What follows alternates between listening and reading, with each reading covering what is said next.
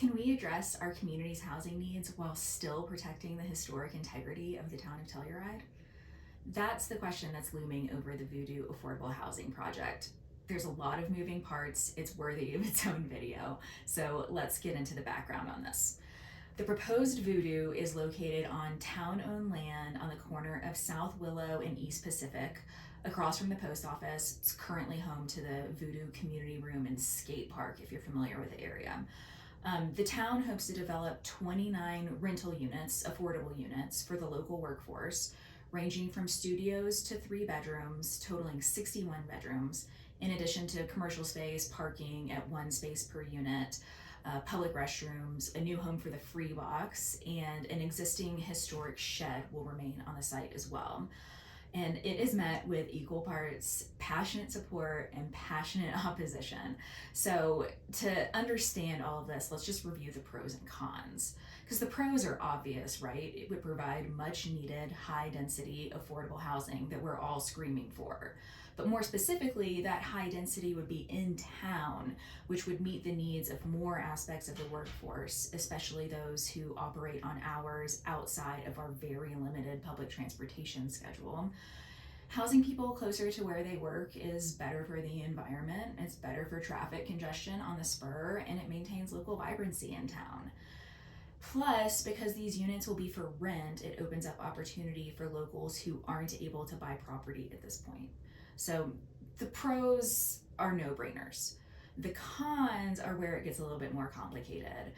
First, that benefit of high density would also be problematic for this specific block in town, especially as it pertains to parking. If you've ever tried to park at the post office on a busy day, you know this already. Parking is absolutely non-existent over there as it is. But more importantly, and where this gets contentious, is that the mass and the scale for the design of this project far exceeds current regulations for the historic district.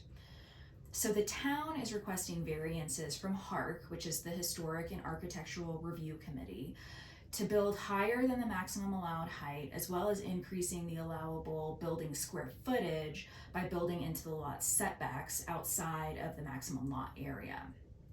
HARC suggests a compromise to reduce the square footage by about 2,000 square feet, which is still greater than the typical allowance, by either removing 2 units, so down to 27 units total, or by keeping the proposed 29 units and reducing some 3 bedrooms to 2 bedrooms. To address the height, they suggest reducing the ground level commercial facade ceiling height from 16 feet down to 13 feet to be closer to meeting those historic height requirements. Now, where this gets a little hairy is that the town council has decided to bypass the HARC approval process and has called up the Voodoo application in a council meeting where they will act as HARC themselves.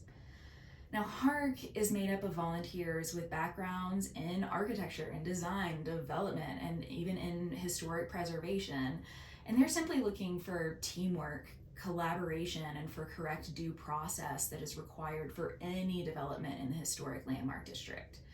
And if the town isn't willing to work with them, the majority of the committee has stated that they are prepared to resign as a result.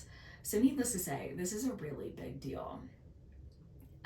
As for my thoughts on this, I wish we had the luxury of calling this corner too complicated for affordable housing. I wish we could just turn and start building somewhere else instead, but it's not that simple. And the bottom line is that our need for locals housing is far too great to not take advantage of this option and every option that we have in town. That said, we also need to maintain our town's historic character that we all know and love. That's what makes Telluride Telluride. And we need to respect that process that keeps us there. HARC exists for a reason, a good reason, and I think we need to let them do their job. If sacrificing 2 units or a handful of bedrooms mean that this large-scale project can still happen, that's a major win in my book. That's my thought, at least. So I'll keep you all posted on the progress, and feel free to ask any questions or provide your thoughts in the comments below. Thanks, guys.